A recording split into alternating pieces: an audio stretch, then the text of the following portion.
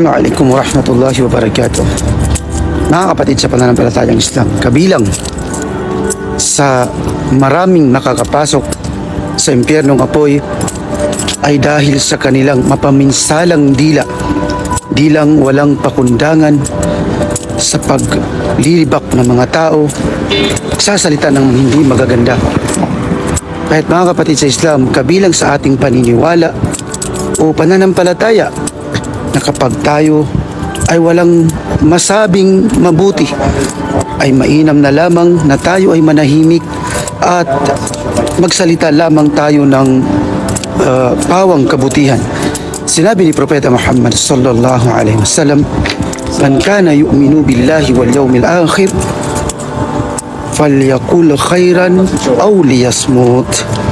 At sino man, ang sabi ng Nabi Muhammad sallallahu alaihi wasallam, ang naniniwala sa Allah at sa kabilang buhay, ay marapat na siya ay magsalita lamang ng pawang kabutihan, o di kaya kapag wala siyang masabing kabutihan o mabuti, ay mas mainam na siya ay manahimik na lamang. Ito po ang turo sa atin sa ating pananampalataya.